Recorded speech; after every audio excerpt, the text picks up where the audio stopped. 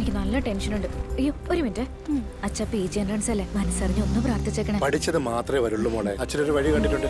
KSFE ഈ നാടിന്റെ ധൈര്യം.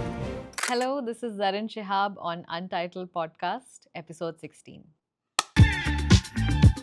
ഞാൻ എനിക്ക് വേണ്ടിയാണ് സിനിമകൾ ചെയ്യുന്നത്. എൻ്റെ ഉള്ളിലെ ആക്ടറിനെ എങ്ങനെ സാറ്റിസ്ഫൈ ചെയ്യാൻ കഴിയും ഈ ഒരു പ്രോജക്റ്റിലൂടെ, അതാണ് ഞാൻ ഏറ്റവും ആദ്യം നോക്കുന്നത്. ആദ്യമായിട്ട് തിയേറ്ററിൽ കാണുന്ന ഒരു സിനിമയാണ് Dil Se. It's so beautifully done. അത് ഭയങ്കര ഇൻസ്പയറിംഗ് ആയിട്ട് തോന്നിയിട്ടുണ്ട് ആ സിനിമ. ഒരു ക്യാരക്ടർ എഴുതുമ്പോൾ റൈറ്റേഴ്സ് എന്നെ കുറിച്ച് ആലോചിക്കുന്നത് എനിക്ക് ഭയങ്കര ഗ്രേറ്റ്ഫുൾ ആയിട്ട് തോന്നിയിട്ടുണ്ട്. I am very very honoured actually. As an actor also എനിക്ക് എൻ്റെ ക്യാരക്ടറിനെ ജഡ്ജ് ചെയ്യാൻ കഴിയില്ല. അവിടെ തന്നെ പരിപാടി പാളി. പറയണ മന്ത്രം എടുത്ത് നോക്കി കഴിഞ്ഞാൽ ഈ ചേച്ചിയുടെ ക്യാരക്ടറിലാണല്ലോ, അതായത് എല്ലാ കയറ്റങ്ങളും ഇറക്കങ്ങളും ഒക്കെ ഈ ക്യാരക്ടറിനാണ്. ഈ പാട്രിയറ്റ് വന്നു കഴിഞ്ഞാൽ എനിക്ക് തോന്നുന്നു എല്ലാവരും ഭയങ്കര എക്സൈറ്റഡ് ആയിരിക്കുന്ന ഇത്ര ആക്ടേഴ്സ് ഒരുമിച്ച് വരുന്ന സ്ക്രീൻ മൊമെന്റ് കൂടിയാണല്ലോ. സ്പോയിലേഴ്സ് ഇല്ലാതെ എന്താ പറയാൻ പറ്റുന്നത്.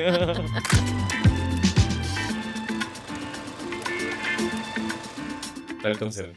Thank you so much. Podcast ആയതുകൊണ്ട് തന്നെ നമ്മൾ ഈ പോഡ്കാസ്റ്റ് സീരീസിൽ നമ്മളിപ്പോഴും ആഗ്രഹിക്കുന്നതും ഉദ്ദേശിക്കുന്നതും നിങ്ങളെക്കുറിച്ച് സംസാരിക്കുന്നതിനൊപ്പം തന്നെ നിങ്ങളാക്കിയ സിനിമകൾ, പാട്ടുകൾ, നിങ്ങളുടെ ഒരു മെമ്മറി ലൈൻ കൂടെ എപ്പോഴും അറിയാനൊക്കെ ആയിട്ട് വളരെ ക്യൂരിയസ് ആണ്. ആദ്യം ചോദിക്കാനുള്ളത്, സെറിൻ്റെ ഒരു ബാക്ക് ഡ്രോപ്പ് ഞാൻ കേട്ടിട്ടുണ്ട്. ഫാദർ എയർഫോഴ്സിലായിരുന്നു. ഈ പറഞ്ഞ എന്താ കൂട് വിട്ട് കൂടുമാറൽ പോലെ ഓരോ സ്ഥലത്ത് ഓരോ സമയത്ത്, അപ്പോൾ ഓരോ പ്രായത്തിലും സെറിന്റെ വിഷ്വല്, കൾച്ചർ, മ്യൂസിക്, ഇതിലൊക്കെ മാറ്റം, ഭാഷ എല്ലാം മാറുമല്ലേ.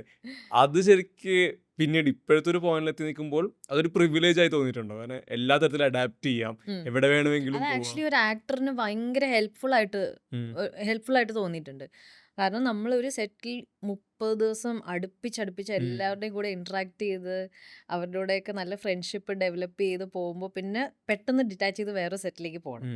അപ്പോൾ ആ ഒരു രീതിയിലേക്ക് മാറാൻ എന്നെ കുറച്ചുകൂടെ ഹെൽപ്പ് ചെയ്തിട്ടുണ്ട് എൻ്റെ ചൈൽഡ്ഹുഡിലെ ഓരോ ഷിഫ്റ്റ് ചെയ്യുന്നതെല്ലാം. അപ്പോൾ പണ്ട് ഓഫ് കോഴ്സ് കൊച്ചിലെ ആകുമ്പോൾ നമുക്ക് ഫ്രണ്ട്സിനെ എല്ലാം വിട്ട് കളഞ്ഞ് പോകാനും നല്ല സങ്കടമായിരുന്നല്ലോ. ഇപ്പോൾ അതൊരു പ്ലസ് പോയിന്റ് ആയിട്ട് തോന്നുന്നു. പക്ഷേ ഓഫ് കോഴ്സ് എല്ലാത്തിനെയും പോലെ, എല്ലാ കാര്യങ്ങളും പോലെ എല്ലാത്തിനും ഒരു നെഗറ്റീവും പോസിറ്റീവും ഉണ്ട്.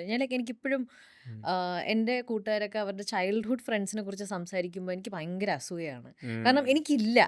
ഇവരെല്ലാം ഈ കോൺസ്റ്റന്റ് ആയിട്ട് കുറേ ആളുകളെ പറ്റി പറയുമ്പോൾ 20-25 വർഷം ലൈക്ക് പരിചയമുള്ള ആൾക്കാരും ഫ്രണ്ട്ഷിപ്സിനെയൊക്കെ കാണുമ്പോൾ ഞാൻ ശരിക്കും വണ്ടറടിച്ചു പോകും. ലൈക്ക് എങ്ങനെ മെയിൻറ്റെയിൻ ചെയ്ത് പോകുന്നു, അത് ഇപ്പോഴും മനസ്സിലാക്കാൻ എനിക്ക് കഴിയുന്നില്ല എൻ്റെ ചൈൽഡ്ഹുഡ് കാരണം. അതിപ്പോൾ I am not blaming anyone for it, but it's an interesting thing to observe. Reconnect ചെയ്യാൻ ശ്രമിച്ചിട്ടുണ്ടോ പഴയ പണ്ട് സ്കൂളിലുണ്ടായിരുന്നവരെ? അത് പേര് പോലും എനിക്കിപ്പോൾ ഓർമ്മയില്ല. ചില മുഖങ്ങളും ഓർമ്മയുണ്ട്. പിന്നെ നമ്മുടെ ചൈൽഡ്ഹുഡിൽ നടന്ന കുറേ കീ സംഭവങ്ങളും മൊമെന്റ്സും ഒക്കെ ഓർമ്മയുണ്ട്. പക്ഷെ പേരുകൾ അത്ര പിടിയില്ല. ഈ പറഞ്ഞ പല സ്ഥലങ്ങളിൽ താമസിക്കുന്ന പല ഭാഷകള്, പല ആളുകൾ, ഈ നെയ്ബേഴ്സ് അടക്കം മാറിക്കൊണ്ടിരിക്കുകയല്ലോ. കാണുന്ന ഇപ്പോ മറ്റേ ഈ പറഞ്ഞ വണ്ടികൾ മാറുന്നു, എല്ലാ തരത്തിലും പുതിയതായിട്ടാണ് മാറിക്കൊണ്ടിരിക്കുന്നത്. ഇങ്ങനെ ഇത്രയും ഹാപ്പനിങ്സ് ഉള്ള ഒരു ചൈൽഡ്ഹുഡ്, ഇങ്ങനെ ഈ പറഞ്ഞ ഗ്രോയിങ് അപ്പ് സ്റ്റേജ്, എവിടെ ശരിക്കും സിനിമ ഹിറ്റ് ചെയ്യുന്നത്? അതായത് ഇതിലെന്തോ പരിപാടി ഉണ്ട്, ഒരു ഇഷ്ടം തോന്നുന്ന ഒരു സമയം വരുമല്ലോ, അത് ശരിക്കും എവിടെയാണ്? ഞാൻ ആദ്യമായിട്ട് തിയേറ്ററിൽ കാണുന്ന ഒരു സിനിമയാണ് ദിൽസേ. അപ്പോൾ ഓഫ് കോഴ്സ് എനിക്കറിയില്ല അത് ഇനി കുട്ടികൾക്ക് അപ്രോപ്രിയേറ്റ് ആയ സിനിമ ആണോ ഇല്ലയോ എന്ന് എനിക്കറിയില്ല. പക്ഷേ ആ പ്രായത്തിൽ അത് കണ്ടപ്പോൾ എനിക്ക് കൂടുതലൊന്നും മനസ്സിലായില്ല. പക്ഷേ ആ സിനിമയിലെ കുറേ ഇമേജസ് ഇപ്പോഴും എൻ്റെ മനസ്സിൽ അന്നു മുതലേ, ലൈക്ക് എനിക്ക് തോന്നുന്നൊരു 7-8 വയസ്സുണ്ടായിരുന്നു എനിക്ക് ദിൽസേ ഇറങ്ങിയപ്പോൾ. അതിലെ കുറേ ഇമേജസ് ഇപ്പോഴും എൻ്റെ മനസ്സിൽ കിടപ്പുണ്ട്. പിന്നെ അത് കഴിഞ്ഞിട്ടും കുറേ തവണ ഞാൻ സിനിമ കണ്ടിരുന്നു. പക്ഷേ that's the thing about Maniratnam's film making. Santosh ശിവനല്ലേ പുള്ളിയുടെ സിനിമാറ്റോഗ്രഫിയും പാട്ടുകളും എല്ലാം, costumes, it's so beautifully done. അത് ഭയങ്കര ഇൻസ്പയറിംഗ് ആയിട്ട് തോന്നിയിട്ടുണ്ട് ആ സിനിമ. എന്തോ ഒരു വിഷ്വൽ ദിൽസേലെ പെട്ടെന്ന് ദിൽസേരെ പാട്ടിലെ എല്ലാം വിഷ്വൽസ് ഇപ്പോഴും എനിക്ക് ഓർമ്മയുണ്ട്. പിന്നെ ചയ്യയിലെ എല്ലാ വിഷ്വൽസും, അതിലെ ലൈറ്റിങ്ങും കുറച്ച് ഇൻട്രസ്റ്റിംഗ് ആയിട്ടാണ്. ലൈക്ക് ഫ്രം ബിലോ ആണ് അതെ, അതെ. ലൈറ്റിംഗ് അടിക്കുന്നത്. പക്ഷെ അതൊട്ടും ഹാർഷായിട്ട് തോന്നുന്നില്ല. എന്തോ അവർ ഉള്ളിൽ നിന്ന് ഗ്ലോ ചെയ്യുന്ന പോലെയാണ് തോന്നുന്നത്. പിന്നെ ഈ മൂവിങ് ട്രെയിനിലൊക്കെ ഷൂട്ട് ചെയ്യുന്ന how did they conceive that അല്ലേ? സത്യം. എല്ലാം പ്രാക്ടിക്കൽ എഫക്ട്സ് ആണ്. ആ അതെ, സമയത്ത് അതെ, അതെ. വിഎഫ്എക്സ് ഒന്നും ഇല്ലല്ലോ. ഇല്ല. സോ ആ മാറ്റിടാൻ പരിമിതിക്ക് പറ്റില്ല. ആ ലിമിറ്റേഷൻസിനുള്ളിൽ എങ്ങനെ മാക്സിമം ക്രിയേറ്റിവിറ്റി ആ ഔട്ട്പുട്ടിലേക്ക് കൊണ്ടുവരാൻ പറ്റും ഉം. എന്നൊരു മസ്റ്റ് ഹാവ് ബീൻ ഗ്രേറ്റ്. എനിക്ക് ദിവസത്തിൽ ഇഷ്ടമുള്ള വിഷ്വല് മനുഷ്യ ഒരാളിങ്ങനെ ബസ്സിൽ പോകുന്നു. അപ്പോൾ ഷാറുഖ് ഖാൻ ഇങ്ങനെ നടന്നു വരുന്നു. പെട്ടെന്ന് ബസ് പാസ് ചെയ്യുന്നത് കാണുന്നു.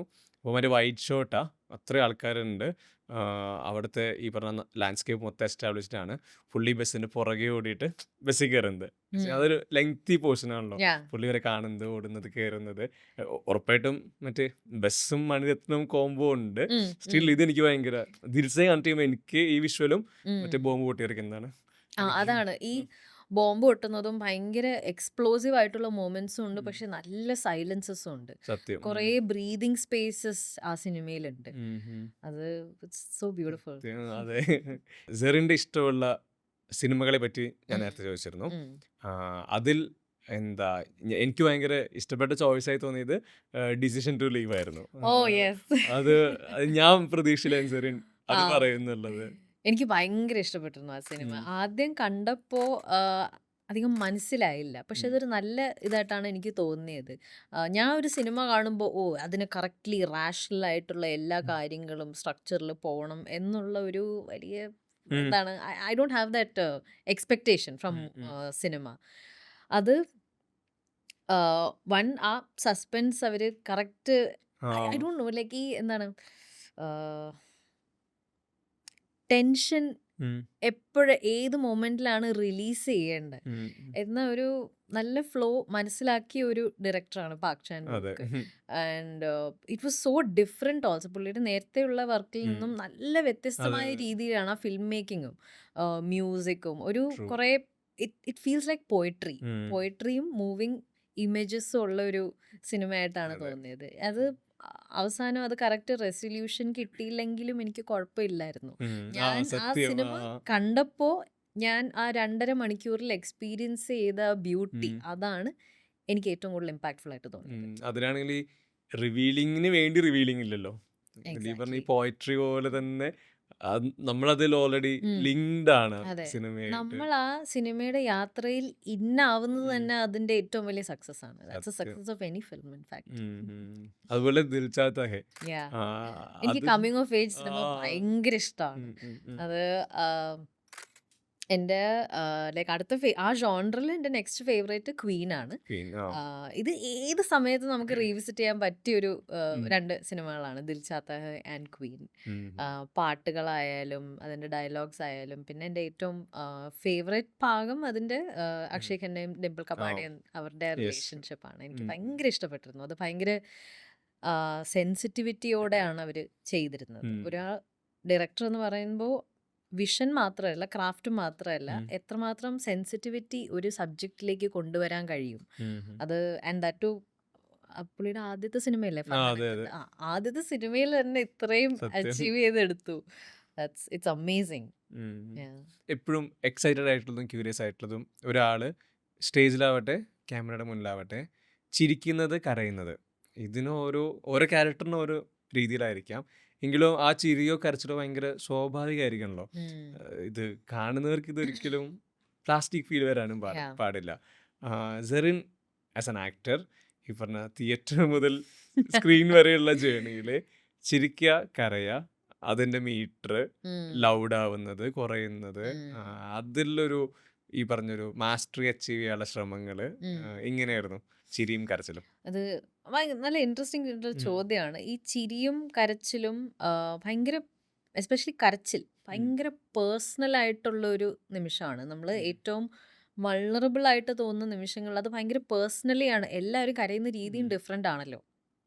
And at a time like consecutively like നമ്മൾ 3 പടം ചെയ്തു, 3ലും കരയുകയാണ്. 3ലും ഒരേ രീതിയിൽ കരഞ്ഞാൽ പ്രശ്നമാണ്, റെപ്പിറ്റേറ്റീവ് ആയിട്ട് തോന്നും. ആൾക്കാർ ഇമ്മീഡിയറ്റ്ലി നമ്മളെക്കുറിച്ച് നമ്മുടെ പെർഫോമൻസിനെ എടുത്ത് പറയുകയും ചെയ്യും. അപ്പോൾ അതിൻ്റെ ഉള്ളിൽ നമുക്ക് ആ ക്യാരക്ടറായിട്ട് ഈ ക്യാരക്ടർ എങ്ങനെയായിരിക്കും ഈ മൊമെൻറ്റിൽ കരയുന്നത്, എന്നൊരു ചോദ്യമാണ് ഞാൻ നോക്കുന്നത്. ഓക്കെ. അത് ആ മൊമെന്റിൽ ചിലപ്പോൾ ആ ക്യാരക്ടറിന്റെ വേറെ ഒരു പ്രത്യേക സ്വഭാവം, ചിലപ്പോൾ ഇങ്ങനെ മൂക്ക് ചൊറിയുന്ന ഒരു സ്വഭാവം ഉണ്ടായിരിക്കാം, അല്ലെങ്കിൽ ശ്വാസം എടുക്കുന്ന രീതി ഉണ്ടായിരിക്കാം. അത് ഓരോരോ മൈന്യൂട്ട് കാര്യങ്ങൾ നമുക്ക് നോക്കി ചെയ്താൽ അത് സ്പെഷ്യലാവും, വേറെ നിൽക്കും. അല്ലെങ്കിൽ ഇങ്ങനെ എന്താണ് മറ്റേ റെപ്പിറ്റേഷൻ അടിച്ചു തോന്നുമല്ലോ. അതെ അതെ, ഉറപ്പായിട്ടും. അപ്പൊ ഇനി നമുക്ക് സെറീനാണല്ലോ കരയുന്നതെന്ന് തോന്നുമല്ലോ. നമ്മുടെ ക്യാരക്ടറിലുള്ള കരയുന്നത്. പക്ഷെ എൻ്റെതായ ഓരോ പേഴ്സണൽ കാര്യങ്ങളും എല്ലാ ക്യാരക്ടറൈസിലും അത് ലീക്ക് ചെയ്ത് പോവും. അത് നമുക്കത് പറ്റില്ല, അത് കൺട്രോൾ ചെയ്യാൻ കഴിയില്ല. ആക്ടിങ്ങും സെൽഫും തമ്മിൽ എപ്പോഴും ഒരു ക്ലിയർ ആയിട്ട് ഇങ്ങനെ രണ്ടിനെയും മാറ്റി നിർത്താനും കഴിയില്ല. രണ്ടും ഒരുമിച്ചാണ് വർക്ക് ചെയ്യുന്നത്. പലപ്പോഴും ഇമോട്ട് ചെയ്യുന്നതില് കോൺട്രിബ്യൂട്ട് ചെയ്യുന്നത് ചിലപ്പോൾ സെൽഫ് എന്നുള്ള എന്തെങ്കിലും അതെ ആയിരിക്കുമല്ലോ. അതെ, സെൽഫിൽ നമ്മളെ പാസ്റ്റിൽ എന്തെങ്കിലും അനുഭവിച്ച കാര്യങ്ങളിൽ നിന്നായിരിക്കാം, അല്ലെങ്കിൽ നമ്മൾ ഒബ്സർവ് ചെയ്തിട്ടുള്ള വേറൊരാളായിരിക്കാം. അപ്പോൾ അതിൽ നിന്നൊക്കെയാണ് വരുന്നത്. ഒരു ആക്ടർ വന്നിരിക്കുന്ന സമയത്തേക്ക് നമ്മൾ കണക്ട് ചെയ്യുന്നത് എപ്പോഴും സ്ക്രീനിൽ നമുക്ക് ഹൈ തന്നിട്ടുള്ള ഒരു മൊമെന്റിലായിരിക്കും. അതിൽ എനിക്ക് സെറിന്റെ ഭയങ്കര ഇഷ്ടപ്പെട്ട കുറച്ചൊരു മെയിൻ സ്ട്രീം സിനിമയിൽ ചേർന്ന് നിൽക്കുന്ന ഒരു രസമുള്ള സീക്വൻസായി തോന്നിയിട്ടുള്ളത് പുഷ്പത്തിന്റെ ഈ എൻകൗണ്ടർ സീനാണ് അനശ്വരയുടെ ഒപ്പം ഉള്ളത്. എനിക്ക് തോന്നുന്നു അതിലൊരു രസമുള്ള സ്റ്റേജിങ് ഉണ്ടായിരുന്നു. നിങ്ങളുടെ ഈ പറഞ്ഞ എൻകൗണ്ടർ നടക്കുന്ന സമയത്തേക്കുള്ള മൂവ്മെന്റ്സ് വളരെ രസമുള്ള ബ്ലോക്കിംഗ് ആയിരുന്നു. ബെഡിൽ നിന്ന് വീഴുന്നത്, ഉരുണ്ട് വീഴുന്നത്, ശേഷം ഈ പറഞ്ഞ കാമുകം വരുമ്പോഴത്തേക്കും ഞാൻ കൊന്നു, നിങ്ങൾ കുഴിച്ചിടുന്ന പറയുമ്പോഴത്തേക്കും അവിടത്തേക്ക് ഇവരുടെ ഡോമിനൻസ് ഭയങ്കര സ്ട്രോങ് ആവുന്നുണ്ട്. രേഖാചിത്രം ആക്ച്വലി ഒരു രീതിയിൽ നോക്കുകയാണെങ്കിൽ കുറച്ചുകൂടെ ചലഞ്ചിങ് ആയിരുന്നു ആട്ടത്തിനെക്കാളും. ആട്ടത്തില് അഞ്ജലിയുടെ ക്യാരക്ടറിന് കുറേ ഡയലോഗ്സ് ഉണ്ടായിരുന്നു, കുറേ സ്പേസ് ഉണ്ട് ആ ക്യാരക്ടറിന്. പിന്നെ ബാക്കിയുള്ള ക്യാരക്ടേഴ്സുമായിട്ട് നല്ല എന്താണ് വിശദീകരിച്ച് ഒരു ഡൈനാമിക് ആയിരുന്നു ആട്ടത്തില്. പക്ഷേ രേഖാചിത്രത്തിൽ കുറച്ച് സ്പേസ് മാത്രമേ ഉള്ളൂ, ഡ്യൂറേഷനും കുറവാണ്, സ്ക്രീൻ സ്പേസും കുറവാണ്. പക്ഷെ ഭയങ്കര ഇൻട്രസ്റ്റിംഗ് സോണിൽ നിൽക്കുന്ന ഒരു ക്യാരക്ടറാണ്. ജസ്റ്റ് പെട്ടെന്ന് ഒരു മിന്നായം പോലെ വന്നിട്ട് കുറച്ച് കെയോസ് ഉണ്ടാക്കിയിട്ട് പോകുന്ന നല്ല ഇമ്പാക്റ്റ് ഉള്ളൊരു ക്യാരക്ടറായിരുന്നു ആ സ്ക്രീൻ പ്ലേയിൽ. അപ്പോൾ ഈ സ്ക്രീൻ പ്ലേ വായിച്ചു കഴിഞ്ഞപ്പോൾ എനിക്ക് കുറച്ച് ഇൻട്രസ്റ്റിംഗ് ആയിട്ട് തോന്നി, അതൊരു ചലഞ്ചായിട്ടും ഞാൻ ഏറ്റെടുത്തിരുന്നു. ആൻഡ് ആ സമയത്ത് ഡയറക്ടറും റൈറ്ററും എന്നോട് സംസാരിച്ചിട്ട് പറഞ്ഞിരുന്നു, ഈ ക്യാരക്ടറിനെ നമ്മൾ അത്രയധികം എന്താണ് സ്ക്രീൻ പ്ലേയിൽ വായിക്കുമ്പോൾ ഭയങ്കര അധികം ഡെവലപ്പ് ചെയ്തിട്ടില്ല. അത് കുറച്ച് മിസ്റ്ററി ആയിട്ടുള്ള ക്യാരക്ടറായിട്ടാണ് നമ്മൾ അതിനെ മനസ്സിൽ കണ്ടത്. അത് ഇനി എക്സിക്യൂഷന്റെ സമയത്ത് നമുക്ക് ഡിസ്കസ് ചെയ്ത് അത് നോക്കാം എങ്ങനെയാ ചെയ്യേണ്ടതെന്ന്. അപ്പോൾ അങ്ങനെ ആ പ്രോസസ്സിലൂടെ ഉണ്ടായ ഒരു ക്യാരക്ടറാണ് പുഷ്പം. ഒരു ആക്ടറുടെ ഈ പാഷന്റെ മീറ്റർ ഉണ്ടാവുമല്ലോ. ചിലപ്പോൾ ഇത് തുടങ്ങുന്ന സമയത്ത് പലരുടെയും കണ്ടിട്ട് ഭയങ്കര ഹൈ ഇൻറ്റൻസിറ്റിയിലായിരിക്കും, ചില സമയത്ത് കുറഞ്ഞു വരുന്ന കണ്ടിട്ടുണ്ട്. ചിലരതിങ്ങനെ മെയിൻറ്റെയിൻ ചെയ്യാറുണ്ട്, ചിലർ സ്റ്റിൽ ക്രേവിങ് ആണ് ഈ ലോങ് ജേർണിയിലും. സെറിൻ്റെ ഈ പാഷൻ്റെ മീറ്റർ അത് ബാലൻസ് ചെയ്യുക എന്നുള്ളത് അതൊരു എക്സ്ട്രാ എഫേർട്ടാണോ? എങ്ങനെയാ അത് ശരിക്കും അത് സ്റ്റിൽ ഉണ്ടാവും എനിക്കറിയാം. സ്റ്റിൽ എങ്ങനെയാ സെറിൻ അതിനെ എങ്ങനെയാണ് കാണുന്നത്? ടച്ച് വുഡ്, മീൻ എൻ്റെ കരിയറിൽ അങ്ങനെ എന്നെ നെഗറ്റീവ്ലി ഇമ്പാക്റ്റ് ചെയ്യുന്ന ഒരു സംഭവം നടന്നിട്ടില്ല. അപ്പോൾ അങ്ങനെ നോക്കുവാണെങ്കിൽ ഞാൻ I am very very grateful. ഒന്ന്, ഇത്രയും നല്ല ക്യാരക്ടേഴ്സ് എനിക്ക് ചെയ്യാൻ കഴിഞ്ഞിട്ടുണ്ട്. അതും നല്ല ഇപ്പോഴും ആൾക്കാർ പെർഫോമൻസിനെ എടുത്തു പറയുന്ന കുറേ ക്യാരക്ടേഴ്സ് എനിക്ക് കിട്ടിയതിൽ വെറൈറ്റിയും ഉണ്ടായിട്ടുണ്ട്. ആട്ടമായാലും രേഖാചിത്രമായാലും ഇത്തിരി നേരമായാലും. അപ്പോൾ ഈ സിനിമയുടെ ഒരു ബോക്സ് ഓഫീസ് പെർഫോമൻസ് മാറ്റി വെക്കുകയാണെങ്കിൽ ഈ ക്യാരക്ടേഴ്സിന് നല്ല ഇമ്പാക്റ്റ് വന്നിട്ടുണ്ട് രേഖാചിത്രം ഒഴിച്ച്. അപ്പോൾ I am very very grateful. ഈ എന്താണ് ഒരു ക്യാരക്ടർ എഴുതുമ്പോൾ റൈറ്റേഴ്സ് എന്നെ കുറിച്ച് ആലോചിക്കുന്നത് എനിക്ക് ഭയങ്കര ഗ്രേറ്റ്ഫുൾ ആയിട്ട് തോന്നിയിട്ടുണ്ട്. I am very very honoured actually. ഇപ്പോഴും പാഷൻ ഉണ്ട് ഓഫ് കോഴ്സ്. അത് ചിലപ്പോൾ പോവുമായിരിക്കും, ചിലപ്പോൾ വരുമായിരിക്കും. അത് എല്ലാം കുറയും കൂടും, അത് കുഴപ്പമില്ല, സ്വാഭാവികമാണ്. നമുക്ക് എപ്പോഴും 100% നിൽക്കാനും കഴിയില്ല. It's mentally impossible. അത് എന്താണ് ഒരു റിലേഷൻഷിപ്പിലായാലും, അത് ഏത് ബന്ധത്തിലായാലും, റിലേഷൻഷിപ്പ് മാത്രമല്ല ഫ്രണ്ട്ഷിപ്പ് ആയാലും, ചിലപ്പോൾ നമ്മളൊരു 20% ആയിരിക്കാം, അവർ 80% ആയിരിക്കാം, ചിലപ്പോൾ നമ്മൾ 30%, അവർ 70%. പക്ഷെ അതെല്ലാം ഒരു ബാലൻസിൽ കൊണ്ടുപോകാൻ പറ്റും. ഈ ആക്ടേഴ്സ് എപ്പോഴും വളരെ സെൻസിറ്റീവ് ആണെന്ന് തോന്നിയിട്ടുണ്ട്. ചില സമയങ്ങളിൽ ഭയങ്കര ഇൻസെക്യൂർഡ് ആണെന്ന് തോന്നിയിട്ടുണ്ട്. എന്താ ചെയ്യേണ്ടത്, ഇങ്ങനെ ചെയ്താൽ മതിയോ, ഒരു പുതിയ മേക്കറുടെ ഒരു സ്പേസിൽ ചെല്ലുന്നത്, ലൊക്കേഷനിൽ ചെല്ലുന്നത്, ഇതിലെല്ലാം ഇവരുടെ ഉള്ളിൽ കൺഫ്യൂഷൻസ് ഉണ്ടാവാമല്ലോ. എനിക്ക് തോന്നിയിട്ടുള്ളത് അങ്ങനത്തെ ഒരു സ്പേസിൽ അറ്റൻഷൻ എന്നുള്ളത് ഭയങ്കര ഇമ്പോർട്ടൻ്റ് അല്ലേ ഒരു ആക്ടർക്ക്. അതൊരു പക്ഷേ എന്താ പറയുക, സിനിമയിൽ ആക്റ്റീവായി നിൽക്കുക എന്ന പോലെ തന്നെ ചിലപ്പോൾ സോഷ്യൽ മീഡിയയിൽ ആക്റ്റീവായി നിൽക്കുന്നതായിരിക്കാം. അവിടെ ഒരു ഒളിച്ചോട്ടം ഇല്ലല്ലോ. വൺസ് നിങ്ങൾ ഇവിടെ ഉണ്ടെങ്കിൽ നിങ്ങളുടെ പ്രസൻസ് അവിടെ ഉണ്ടായിരിക്കണം എന്നുള്ളത്. ഇത്തരം കാര്യങ്ങൾ ശരിക്കും ഏതെങ്കിലും തരത്തിലൊരു ക്രൈസിസ് പോയിന്റ് ആണോ, അതോ അതിൽ ക്രൈസിസ് മാനേജ്മെന്റ് ഈ ഓൺ ഗോയിങ് ജേണിയിൽ അച്ചീവ് ചെയ്തെടുക്കുന്ന സ്കില്ലാണോ? എങ്ങനെയാ ഈ പ്രസൻസ് അവിടെ നമ്മൾ ആക്ടേഴ്സിനെ കാസ്റ്റ് ചെയ്യുന്ന രീതി തന്നെ കുറേ കാലങ്ങളായിട്ട് മാറിയിട്ടുണ്ടല്ലോ. പണ്ടൊക്കെ മിമിക്രി പരിപാടികളിലും യൂത്ത് ഫെസ്റ്റിവലിലും ഒക്കെ പോയിട്ട് കലാതിലകം, യെസ് എക്സാക്ട്ലി ആ രീതിയിലാണ്. പിന്നെ ഒരു പോയിന്റ് കഴിഞ്ഞപ്പോൾ ഓഡിഷൻസ് വഴിയാണ് വന്നത്. പിന്നെ ചിലപ്പോൾ പേഴ്സണൽ കണക്ഷനിൽ പരിചയത്തിലുള്ള ആൾക്കാർക്ക് ഒരു സ്ക്രീൻ ടെസ്റ്റ് കൊടുക്കും. ആൻഡ് ഇപ്പോൾ സോഷ്യൽ മീഡിയ ആൻഡ് റീൽസ് വഴി. അതത്ര വലിയ മോശമായിട്ട് ഞാൻ കരുതുന്നില്ല. എപ്പോഴും ടാലൻറ്റിന് ഒരിക്കലും എന്താണ് നമുക്ക് മാറ്റിവെക്കാൻ കഴിയില്ല. അത് ചിലപ്പോൾ ചില കാര്യങ്ങളൊക്കെ ഒരു ട്രെൻഡായിട്ട് നിലനിൽക്കുമായിരിക്കും. പക്ഷെ ഒരു പോയിന്റ് കഴിഞ്ഞാൽ talent supreme. You will have to go for talented actors. പണ്ട് എനിക്ക് ഓഡിഷനൊക്കെ പോകുമ്പോൾ എനിക്ക് ഭയങ്കര മടിയായിരുന്നു. പക്ഷെ ഞാൻ എന്നെ തന്നെ ട്രെയിൻ ചെയ്ത് ആ പ്രോസസ്സ് എൻജോയ് ചെയ്യാൻ ഞാൻ നോക്കിയിട്ടുണ്ട്.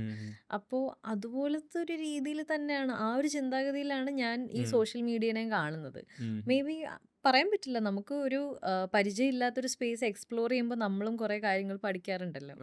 അങ്ങനെ ആ ഒരു മൈൻഡ് സെറ്റിലാണ് ഞാനിതിന് നോക്കുന്നത്.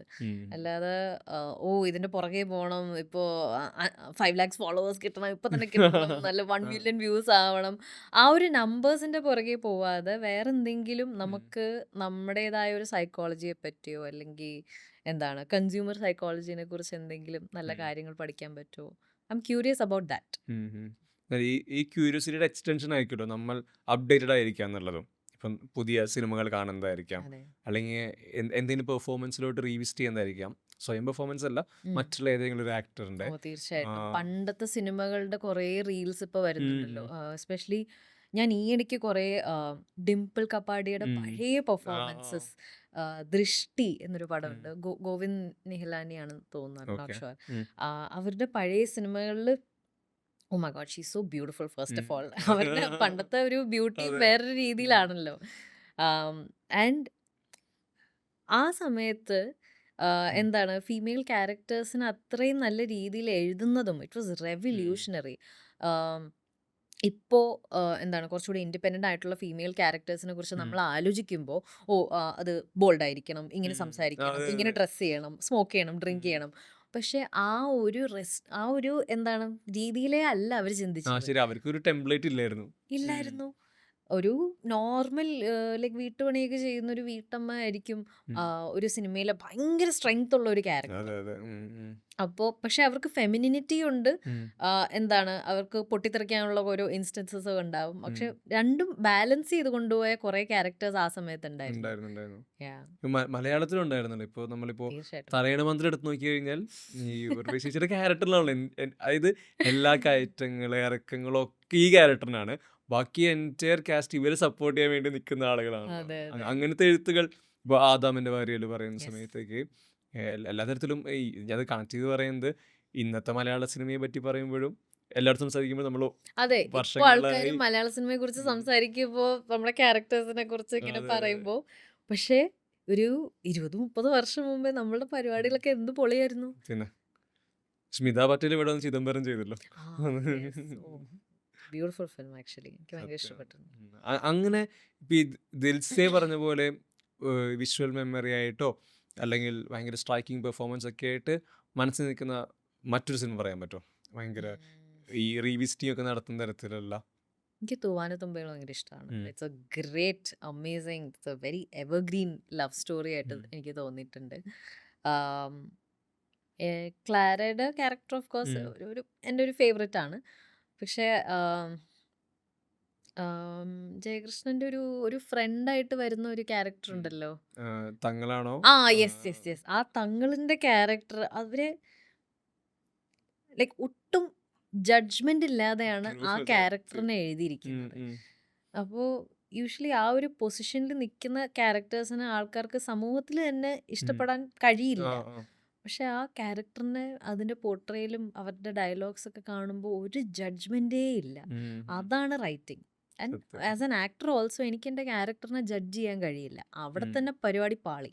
ആ പുഷ്പത്തിന്റെ ക്യാരക്ടർ എടുത്ത് നോക്കിയാലും ഞാൻ അവരുടെ ഒരു നെഗറ്റീവ് സ്പേസിൽ നിന്ന് അപ്രോച്ച് ചെയ്തിരുന്നെങ്കിൽ ഉം. എനിക്ക് അത്രയും നല്ലതായിട്ട് പെർഫോം ചെയ്യാൻ കഴിയില്ലായിരുന്നു. ഉം. ഒട്ടുമില്ല. അവരുടെ ഒരു ഇമോഷണൽ ആംഗിൾ വേറെ തന്നെ അതെ. ഉണ്ടല്ലോ. ഞാൻ കണ്ടത് അവരും അഞ്ജലിയെ പോലെ സ്ട്രോങ് ആണ്. വേറെ രീതിയിൽ സ്ട്രോങ് ആണ്. പിന്നെ അവരുടെ ഓരോ കാര്യങ്ങൾ ചെയ്തെടുക്കാനുള്ള എന്താണ് ഒരു നിശ്ചയദാർഢ്യമുണ്ട്. അതിന്റെ കോൺസിക്വൻസസ് മോശമായിരിക്കാം.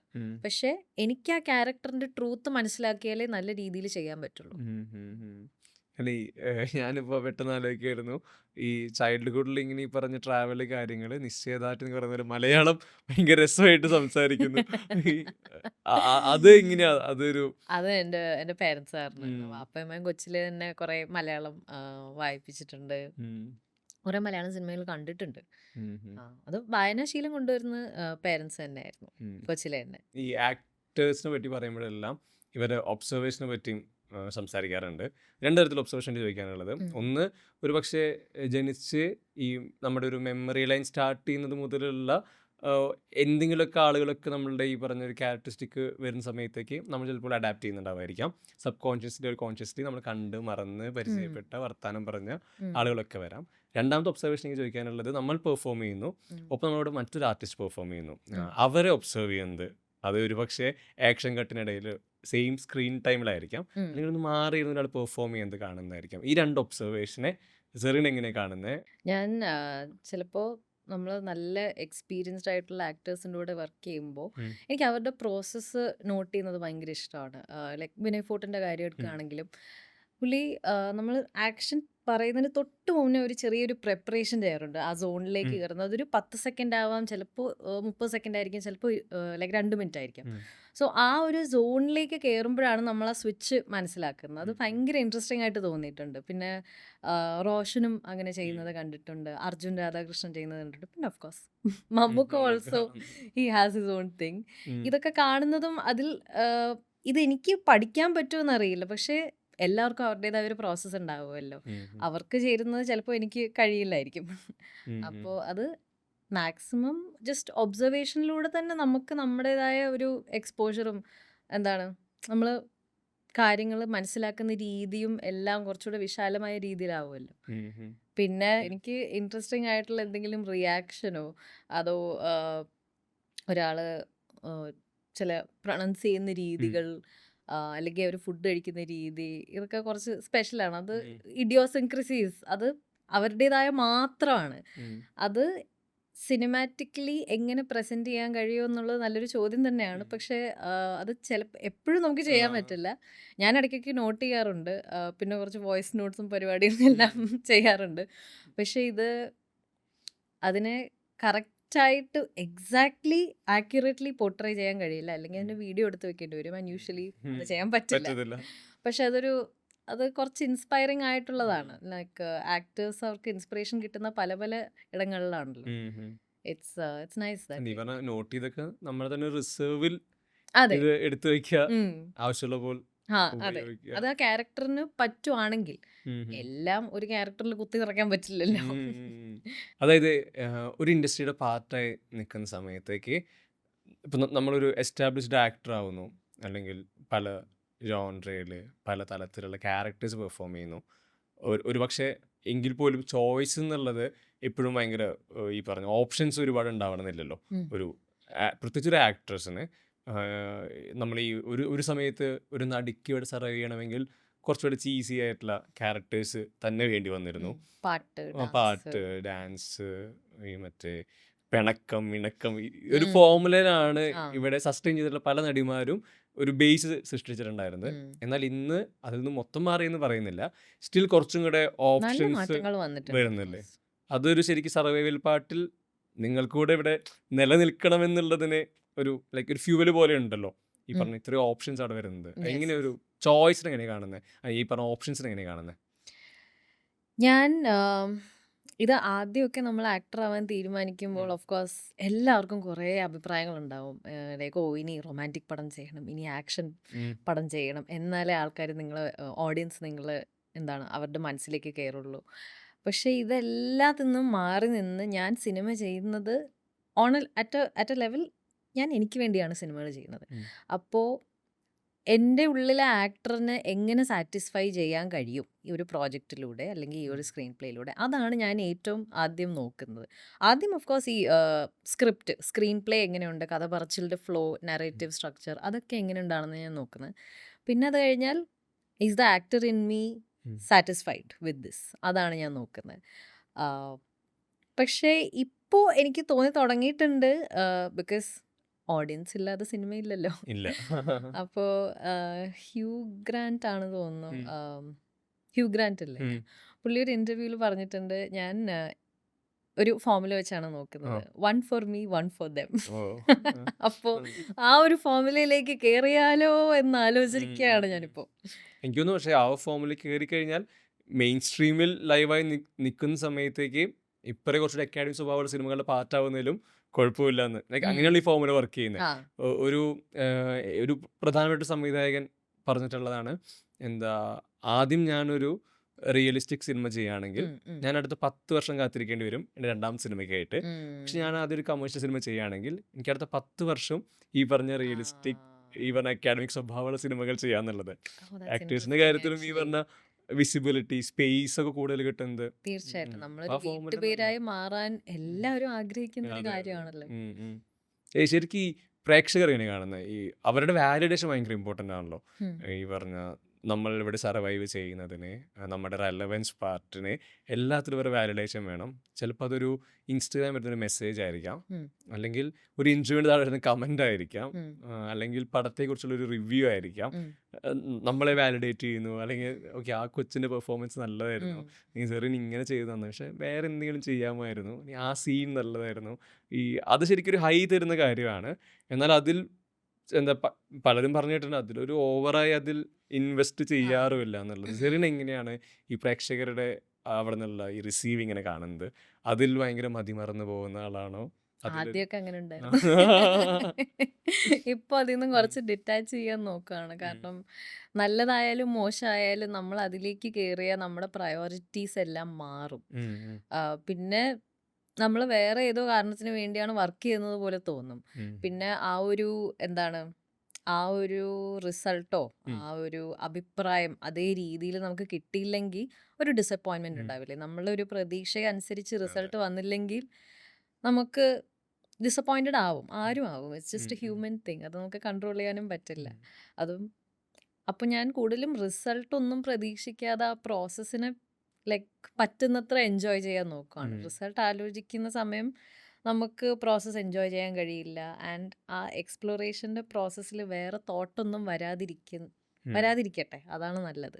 അപ്പോൾ ഞാൻ തിയേറ്റർ ചെയ്യുന്ന സമയത്തും നമ്മൾ എപ്പോഴും ലാസ്റ്റ് റോയിലിരിക്കുന്ന ആൾക്ക് വേണ്ടിയാണ് പെർഫോം ചെയ്യുന്നത്. പക്ഷേ റിഹേഴ്സൽ സമയത്ത് നമുക്ക് വേറേതായ കുറേ മൈന്യൂട്ട് കാര്യങ്ങളും നോക്കുന്നുണ്ട്. So you do have to satisfy the audience also. പക്ഷെ കൂടുതലും ഞാൻ ലൈക്ക് എനിക്ക് വേണ്ടിയുള്ളത് എങ്ങനെ ചെയ്യാൻ പറ്റും, what can I do differently. പിന്നെ ഞാൻ ഇപ്പോഴും എൻ്റെ പെർഫോമൻസസിനെ നോക്കുമ്പോൾ no actor is fully like എപ്പോഴും അവരുടെ പെർഫോമൻസ് കാണുമ്പോൾ ഞാൻ പൊളിയായിരുന്നു, സൂപ്പർ. റീവിസിറ്റിംഗ് പോലും പലർക്കും സാധ്യമല്ല. ഇല്ല എനിക്ക് അത്ര കുഴപ്പമില്ല. പക്ഷെ ചില പോയിന്റുകളൊക്കെ നോക്കുമ്പോൾ ഞാൻ ഇതായിരുന്നു ഈ ഞാൻ അഭിനയമായിട്ട് കരുതിയിരുന്നത്, അങ്ങനെയൊക്കെ തോന്നാറുണ്ട്. ചില എന്താണ് പോർഷൻസ് കുറച്ച് ക്രിഞ്ചായിട്ട് തോന്നിയിട്ടുണ്ട്.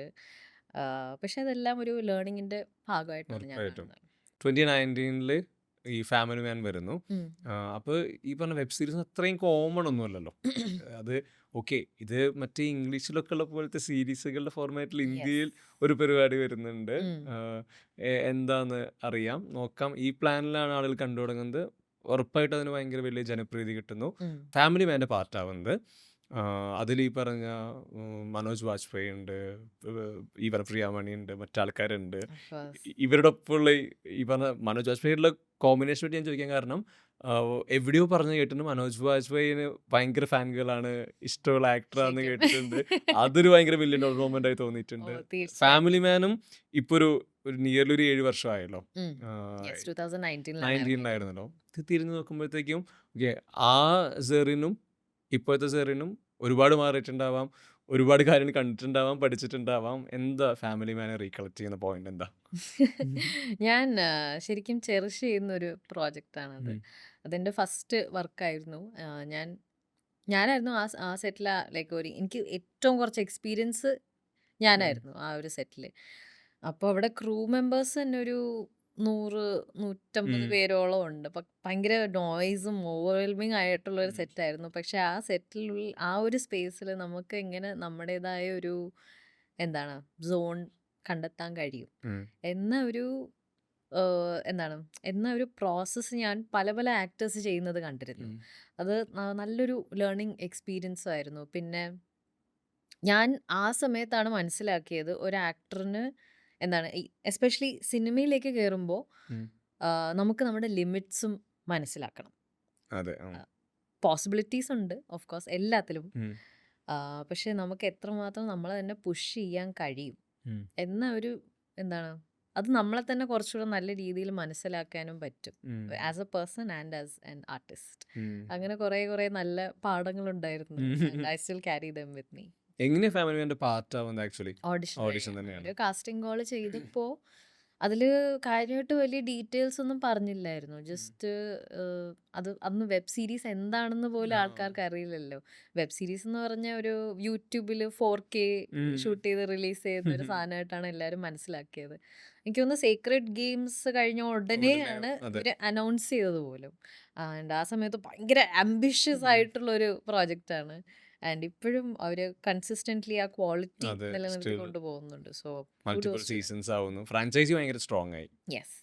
ആൻഡ് പലപ്പോഴും ഒരു സീരീസ് ഒരു ഫ്രാഞ്ചൈസ് ആയിട്ട് മാറുമ്പോൾ അതിൻ്റെ ഒരു സോൾ അല്ലെങ്കിൽ ഒരു ട്രൂത്ത് നഷ്ടപ്പെടാനുള്ള സാധ്യതയുണ്ട്. ബട്ട് നഷ്ടപ്പെട്ടിട്ടില്ല. ഇല്ല. അറ്റ്ലീസ്റ്റ് നീ പറഞ്ഞ മനോജ് ബാജ്പേയിയുടെ ക്യാരക്ടറിൽ ഭയങ്കര റൂട്ടഡ് ആയിട്ട് തന്നെ ഇപ്പോഴും നിൽക്കുന്നുണ്ട്. രാജൻ DK ഉറപ്പായിട്ടും അത് സെറിന്റെ തുടക്കമാണ്. പിന്നീട് അങ്ങോട്ടേക്ക് മലയാളത്തിലോട്ട് വരുമ്പോഴത്തേക്കും ഈ ഇൻഡസ്ട്രി മാറുന്നുണ്ട്, അവിടുത്തെ ഈ ക്രൂ അല്ലെങ്കിൽ മേക്കേഴ്സിന്റെ സ്റ്റൈൽ ഓഫ് ഫിലിമിങ് മാറുന്നുണ്ട്. ഇപ്പം ഫീഡുകൾ ചിലപ്പോൾ വേറെ രീതിയിലായിരിക്കാം തരുന്നത്. എന്താ ശരിക്കും ഒരു രാജ് ആൻഡ് DK ലൊക്കേഷൻ? അവിടെ ഒരു ആക്ടർ അവരുടെ കംഫർട്ട് കണ്ടെത്തുന്നത് എവിടെയാണ്?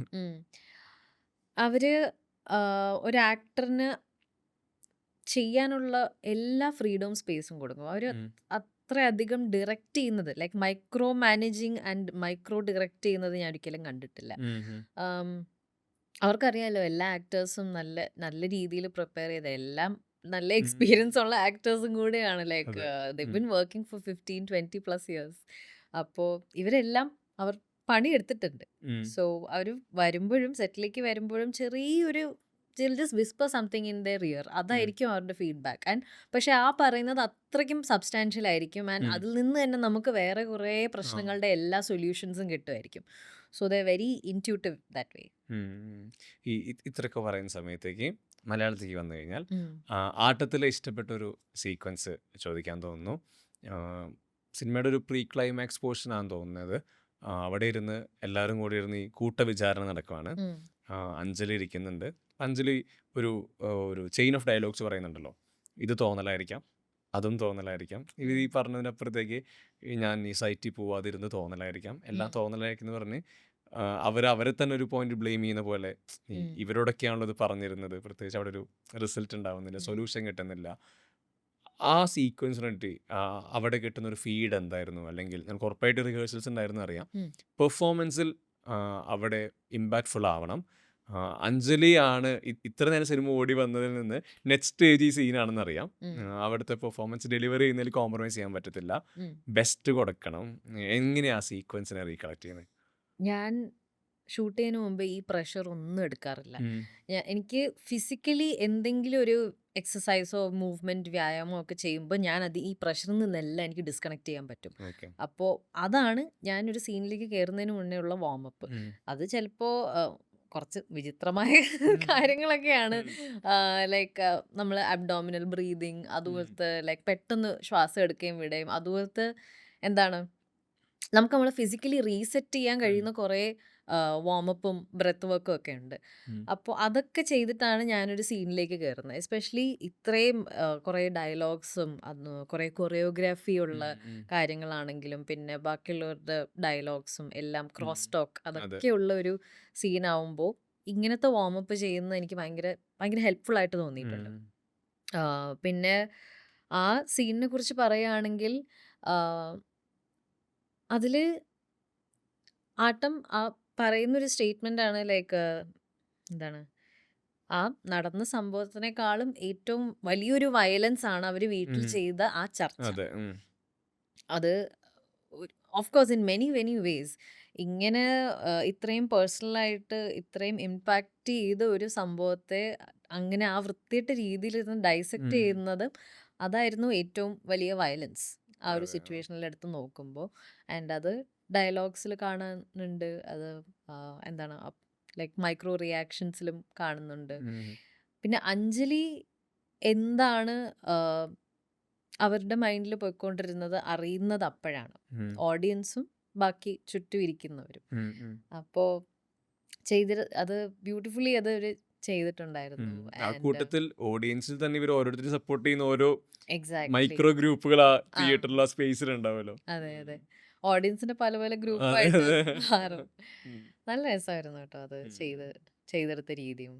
എനിക്ക് തോന്നുന്നു നിങ്ങളുടെ ലോങ് റിഹേഴ്സൽസ് പിന്നെ ഇവരെല്ലാം തിയേറ്റർ ബാക്ക്ഡ്രോപ്പിലുള്ള ആളുകളുമാണല്ലോ, അത് ശരിക്ക് ചെറിഷ് ചെയ്യാൻ പറ്റുന്ന പോലെ തന്നെയുള്ള ഒരു ടൈം ആയിരിക്കുമല്ലോ. തീർച്ചയായിട്ടും തീർച്ചയായിട്ടും പെർഫോമൻസും കാര്യങ്ങളൊക്കെ ആയിട്ട്. ഈ എപ്പോഴും പറയല്ലോ വിഷ്വല് പോലെ തന്നെ സൗണ്ട് നമ്മൾ ഇൻഫ്ലുവൻസ് ചെയ്യുന്ന പ്രത്യേകിച്ച് പാട്ടുകൾ.